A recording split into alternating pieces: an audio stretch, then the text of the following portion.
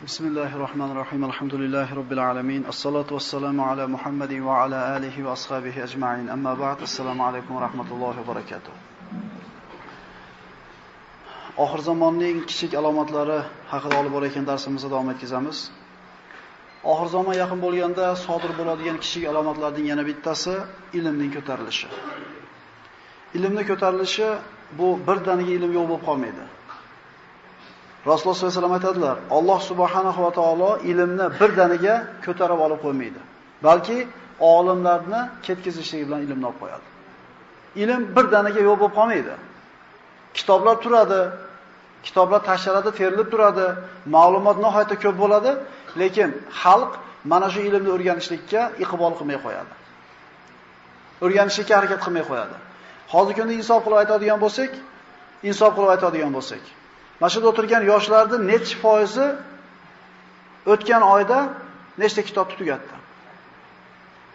O'tgan oyda demaylik, o'tgan yilda aytaylik. Shu savolni beraylik o'zimizga. Biz televizorda ko'rib, radioda eshitib turib, ba'zi bir ilmiy ko'rsatuvlarda ko'rib bir ma'lumotimizni oshirayotgan bo'lyapmiz, lekin hech qachon kitob o'qigan bilan barobar bo'lmaydi bu narsa. Alloh rahmat qilgan kishilargina kitob o'qiydi. Mana shu siz bilan biz oramizdan ilm ko'tarilib ketayotganligini belgisi.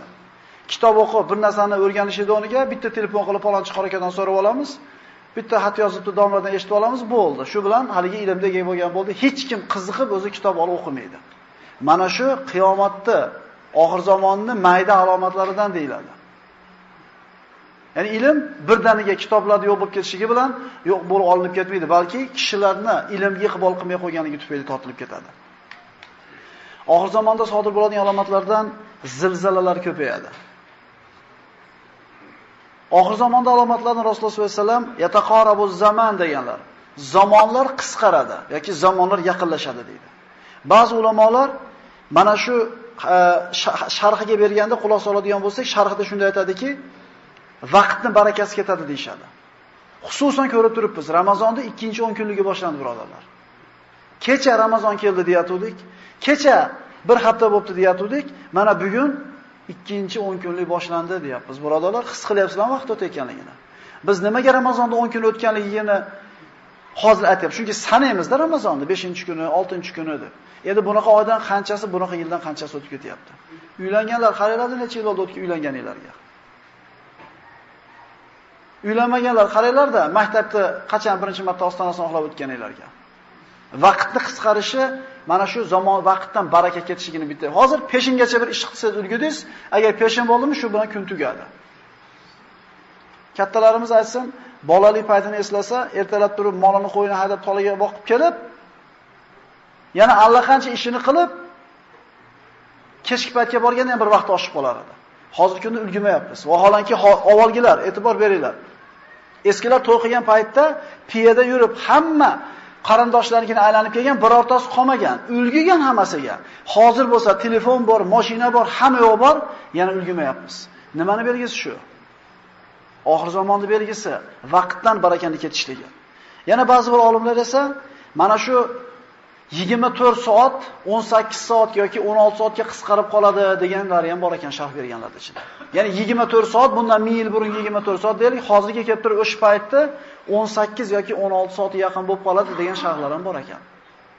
Yana zamonaviy olimlarning bergan sharhida esa zamon vaqtni qisqarishidan maqsad uzoq masofaga uzoq vaqt talab qilinmay qo'yadi. Ya'ni hajga borib kelgani 6 oy vaqt ketgan bo'lsa, avval piyoda yoki otda.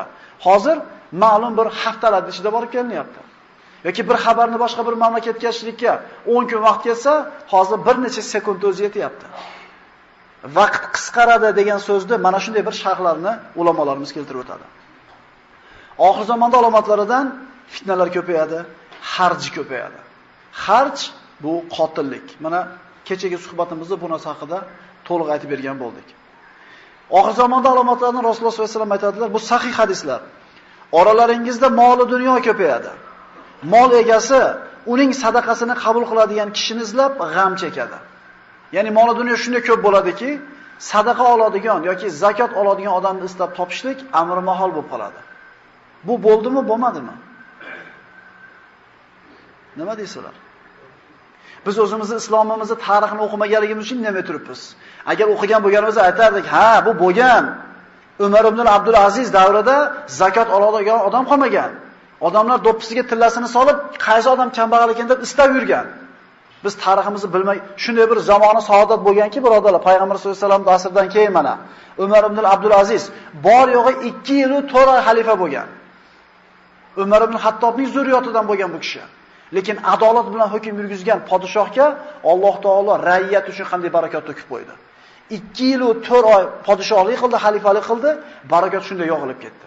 Zakot oladigan, sadaqa oladigan odam qolmadi. Bu bo'lib o'tdi bu.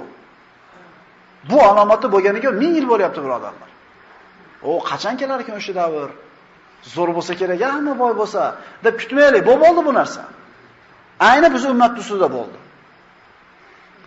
Nabiy sollallohu alayhi vasallamdan boshqa hadislarda keladi, bir kishi boshqa kishining oldiga borib sadaqasini bersa, u agar kecha kelganingizda qabul qilar edim, bugungi ehtiyojim yo'q deb javob beradi deydi. Bu aynan ana shu Umar ibn Abdul Aziz zamonlarida bo'lgan ishlar. Bu alomat bo'lib bo'lganiga 1000 yildan o'tdi. Rasululloh sallallohu alayhi vasallam oxir zamonda alomatlarni sanab o'tar ekan, antara khufatal uratal alata ri'a ash-sha'i yatatawaluna fil bunyan. Jibril alayhissalom notanish odam suratida kelib payg'ambarimiz oldiga o'tirdi, mashhur hadis. Iymon haqida, islom haqida, ihson haqida so'radi, payg'ambar alayhissalom javob berdi. So'ngra Jibril aytdi, qiyomat haqida gapirib bering dedi. Payg'ambarimiz bu inson ko'rinishida o'tirgan ro'parasidagi Jibrilga sizdan men ko'p bilmayman dedi. Unda uning alomatlari haqida aytib bering deganida alomatlardan shuni sanadiki, yalang oyoq, yalang'och, notayin qo'y boqarlar binolarni musobaqaga bir-biridan kim o'zlariga baland soladi dedi. Ya Rasululloh, bu yalang oyoq, yalang bosh, betayin cho'ponlar kim deganda arablar deydi. Mana Dubayda qarang, boshqa arab mamlakatlarini qarang, ana shu baland binolarda solishida musobaqa o'ynayapti. Bizda yo'q unaqa binolar. Payg'ambar sollallohu alayhi vasallam ayni nima deb javob beryapti? Arablar deyapti. Bo'lyaptimi? Birodarlar, oxir zamon haqida aytilgan alomatlarning maydalari, ya'ni kichik alomatlari qoyim bo'ldi, kattalariga qoldi faqat. Endi Alloh saqlasin, kattalardan bittasi boshlasa zohir bo'lishlaydi. Qolgani xuddi tasbehda ipini uzib qo'ysangiz, birinikidan ikkinchisi shotirab tushib ketgandek, birini quvib ikkinchisi keladi. Oxir zamonda alomatlaridan Rasululloh sollallohu alayhi vasallam aytadilar, shunday fitnalar ko'paydiki, bir kishi boshqa bir kishining qabri oldidan o'tib, qaniydi shu mayitning o'rnida men bo'lsam deb qoladi. Vaholanki buni dardi ham bo'lmaydi, birovlardan qarzi ham bo'lmaydi. Fitnani ko'pligidan hayotdan ko'ra o'lim uchun afzal bo'lib qoladi. Oxir zamonning sanalgan alomatlaridan kun o'zining botishidan chiqadi. Bu oxirgi vaqtda bo'ladigan eng katta alomatlardan.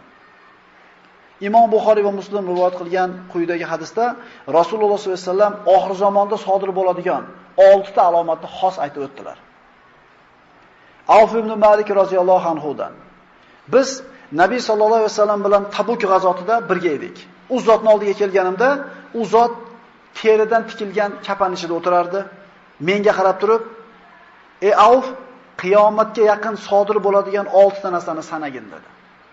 Ya'ni hozir payg'ambarimiz sollallohu alayhi vasallam qiyomat soati yaqin bo'lguncha sodir bo'ladigan 6 ta ishni aytib o'tadilar. Mening vafotim dedi. Bu istu ana vasahatayn degan Rasululloh. Men va qiyomatni mana shunday yuborilganmiz dedi. Ya'ni men kelishligim oxir zamonning belgisi. Endi vafotim oxir zamonga yana yaqinlashganligining belgisi. Ikkinchi belgi Baytul Maqdisning fath qilinishi. Baytul Maqdis Quddus yoki Yerusalim. Umar ibn Hattob davrida fath qilindi. Payg'ambarimiz aytgan u bashorat ham amalga oshdi. Ikkinchisi ham bo'ldi. So'ngra sizlarning oralaringizda nochor qo'ylarni o'lim olib ketgandek bo'ladigan katta o'lim. Bu Umar ibn Hattob davrida Amvos vabosi deyiladi. Shunday bir vabo bu keldiki, bu musulmon ummatining ustiga juda ko'pchilik kishi qirilib ketdi. Bu aytgan payg'ambarimizning alomati ham zohir bo'ldi. To'rtinchisi, mol ko'payadi. Bir kishiga 100 dinor berilsa, yana norozi bo'lib g'azablanadi. Bu yerda aytilgan 100 dinor 100 oltin dinori bo'ladi. Ya'ni moli dunyoda ko'payib ketishiga, oltinning narxi pastlab ketishiga ishoraki, 100 dinor oltin olgan kishi oz deb turib norozi bo'lib ketadi. 5-alomati, arablarning uylariga birortasini adashtirmasdan, birortasini qoldirmasdan kiradigan fitna sodir bo'ladi. Bu mana o'tgan safargi darsimizda aytdik, sahobalar o'rtasida bo'lgan fitna. Sahobalar va tobiinlar o'rtasida bo'lgan fitnaki 70 ming odam bunda vafot topdi. Payg'ambarimiz aytgan bu alomat ham sodir bo'ldi. 6-chi alomati. So'ngra sizlar va Banu Asfar o'rtasida tinchlik sulhi bo'ladi. Ya'ni Banu Asfar deb turib, mana sharqda Banu Asfar deb Yevropa nazarda tutiladi. Musulmonlar bilan Banu Asfar Yevropaliklar sulhga kelishadi deydi. Oxir zamon alomatlaridan Payg'ambar sollallohu alayhi vasallam oyning yorilishini aytib berganlar. Iqtarabatis sa'atu wa inshaqqal qamar va in yaraw ayatan yuridu va yaqulu sihrun mustamir.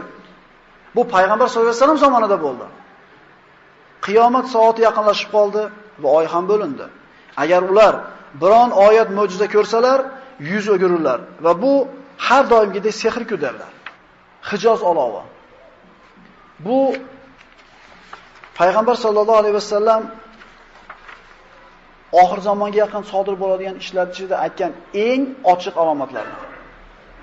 Nabiy sollallohu alayhi vasallam aytganlar: "La taqumus sa'a hatta takhruja narun bi ardil Hijaz tudhi'u biha laha tuzi'u laha a'naqul ibili bi Busra." Hijoz yerlaridan Busrodagi tuyalarni bo'ynini yoritadigan darajada ulkan bir olov chiqmasdan qiyomat qoyim bo'lmaydi. Hijoz bu Arabiston yerlari. Arab yarimoroli bormi? Mana shu Arab Hijoz yeridan shunday bir o't chiqadiki, Shomda turgan tuyalarni bo'yniga yorg'i tushadi deydi. O'ylab ko'ringlar, bu o't Madinadan chiqqan birodarlar. Madina qayerda? Shom bilan Hijozning o'rtasidagi chegara bo'lgan Busro qayerda? Mana payg'ambarimizning tarixini o'qigan odamlar bo'lsa, payg'ambarimiz sollallohu alayhi vasallam 12 yosharida amakisi Abu Talib bilan Shomga tijorat safariga chiqadi. Shunda Busro degan joyda Buxayro ismli rohib qaytarib yoradi. Shomning eshigi u yer. O'rtada necha ming kilometr joydagi masofaga Hijozdan chiqqan o'tni yorg'i tushadi dedi. Bu bo'lib o'tdi birodarlar. 654-hijriy yilda. Qaranglar, bu ishlar qachonlar bo'ldi? Bu haqida Ibn Kasir hijriy tarixning 654-hijriy yil tarixida aytib o'tadi. Xususan ular qatorida Imom Alloma Hofiz Shahabuddin Abu Shahab al-Maqdisi ham yozib o'tadi. Kelinglar mana Hofiz Shahabuddinni ana shu o't haqida yozgan narsasini o'qib beraman sizlarga. 654-yilning Jumadul Oxira oyining 3-kuni, chorshanba kechasida Madina-i Munavvarada baland ovoz paydo bo'ldi. So'ngra qattiq zilzila sodir bo'ldi. Yer, devorlar, shiftlar, ustunlar, eshiklar titradi. Bu zilzila soati bilan davom etib turdi. Bu zilzila chorshanba boshlangan bo'lsa, juma kunigacha davom etdi. So'ngra Harroda ulkan bir o't paydo bo'ldi. Harro bu Banu Qurayza yashagan tomondagi joy, Madinaga yaqin bo'lgan joy. U o'tning kattaligidan go'yo bizning oldimizda turganda ko'rinib turar edi. O'tning balandligi 3 minorachalik balandlikda edi. Sel oqib keladigan yo'llarni to'sib qo'ydi. O't oqib kelishni boshladi. Vulqon bo'ldi bu yerda. Madinaga yaqin bo'lgan joyda, janubiy sharqida mana shu vulqon paydo bo'ldi. Oqib kelishidan to'xtamadi. Bir jamoa kishilar uni oldiga yaqinlashib, uni ko'rishlik maqsadida tog'dan o't otilib chiqaradi. Iroq tomonidan keladigan hojilarning yo'lini to'sib qo'ydi. Tunda Madinadan xuddi hojilarning gulxanlari ko'ringandek uzoqdan ana shu olov ko'rinadigan bo'ldi. O't Madinaga qarab oqib kela boshladi. Bizni ustimizga yaqin kelib to'xtadi. Olov to'xtadi-da sharq tomonga qarab yurdi. Bu o't orasida tog'larning qoldiqlari, toshlar, shunga o'xshagan narsalar oqib kelayotganda shu toshlar ko'rinardi, kuygan toshlar. Vulqonga o'xshab toshlarni yeradi. Bu holda Alloh taolo Qur'onda aytgan ayni holat bo'lar edi. Innaha tarmi bi shararin kal qasr ka'annahu jimalatun sufr. Darvoqi dedi Alloh taolo, u jahannam har tomonga, har biri qasrdek, xuddi sariq tuyalarga o'xshagan uchqunlarni otib turur. Xuddi shu narsa bo'ldi bizda deydi. Men bu maktubimni 654-yilning Rajab oyida payshanba kuni yozayotganimda bir oy o'tdi o'rtadan. Hali olov to'xtamagan edi. Bu vulqon bir oy oqdi. Bu o'tni Yambo ahli ham ko'rdi. O'zlarining qozilarini Madinaga xabar olib kelishlik uchun yuborishdi. U Madinaga kelib, ko'rib holatni, o'zini aqliga borib bu bo'layotgan ishlarni ta'riflashlikka tili ojiz bo'ldi. Shuningdek, Shomda yashagan Ibn Sha'na degan kishi ham yozadi. Biz deydi Damashqda turganimizda quyosh tutilishi bo'ldi. Bir oy Madinada oqqan bu vulqonni tutuni shunday bir osmonni qopladiki, Siriya Damashqni bilasizlar. Ana shu Siriyaning ustiga shunday tutun borganligidan quyosh tutilishi bo'ldi. Ortidan oy tutilishi bo'ldi. Quyosh tutilib nurli pasaygan paytda xuddi quyoshga tutun qoplab kusuf deyiladi mana. Quyosh tutilib qolgan paytda o'tni yorug'i tushganligidan devorda o'tni aksi ko'rinardi deydi. Quyosh to'silib qoldi, lekin u o'tni yorug'i kelib turdi. Bu qanaqa katta o't edi? Olov osmonga baland ko'tarildi. U xuddi qal'aga o'xshar edi. Olov kattalashdi. Odamlar qo'rqib Masjid-un Nabaviyga qarab borishdi. Boshlarida kiyimlarini yechib, o'zlarini e'tirof qilishib gunohkorliklarini Alloh taolaga istig'for aytishdi. Ayollar, yosh bolalar uylaridan chiqib Alloh taolaga xolis duolar qildilar. Olovning qizil rangi butun osmonni qopladi. Odamlar kunduzi go'yo oy yorug'ida turgandek edilar. Kunduzgi holat oy yorug'ida turgandek turar edi. Nimadan? Tutunning ko'pligidan, osmon qoplanganligidan. Odamlar halok bo'lishlariga ishondilar. Shu kecha odamlarning hammasi masjidda qoldi. Kimisi Qur'on o'qigan, tasbih, takbir aytgan, ruku, sajda qilgan, duo qilgan holda tong ottirdilar. Qilingan tavba tazarrurlar sabab o't ortiga qaytdi, pasaya boshladi. Shu zamonda yashab o'tgan ulug' olimlarimizdan Imom Navoiy aytadiki, 654-yil, ya'ni bizning zamonamizda Madinada bir olov paydo bo'ldi. Bu buyuk olov edi. Madinaning janubi sharqida. Menga Madina ahlidan bo'lgan bir kishi xabarini berdi. Sadaqa Rasululloh sallallohu alayhi vasallam. Rasululloh sallallohu alayhi vasallamdan keyin mana hijratning 654-yilida mana shu payg'ambarimiz aytgan alomat zohir bo'ldi. La taqumus sa'a hatta takhruju narun bi ardi Hijaz tudhi'u laha a'naqul ibli bi Busra. Buxoriy rivoyati. Hijoz yerlaridan Busrodagi tuyalarning bo'yinlarini yoritadigan darajada ulkan bir olov chiqmasdan avval qiyomat qoyim bo'lmaydi. Mana bir qancha mayda, kichik alomatlarini o'qigan bo'ldik. Qaysinisi bo'lmadi? Birodarlar, bu bo'ldi emas. Mana inshaalloh ertaga o'sha kichik alomatlarning bir qismini o'qiymiz. 2 yoki 3 darsda kichik alomatlarni tugatamiz, keyin katta alomatlarga o'tamiz. Katta alomatlarigina qoldi. Ko'zimizni katta ochaylik. Butun koinotni ontar-to'ntar qilib tashlaydigan qiyomatning qachon bo'lishi bizga qiziq bo'lmasin. Chunki uyqu kichik o'lim bo'lsa, insonning haqiqiy o'limi kichik qiyomat deyiladi. Har bitta odamning ruhi og'zidan chiqishligi bilan u uchun qiyomat boshlanadi. Alloh subhanahu va taolo ibrat oladigan bandalar qilgan bo'lsin. Assalomu alaykum va rahmatullohi va barakatuh.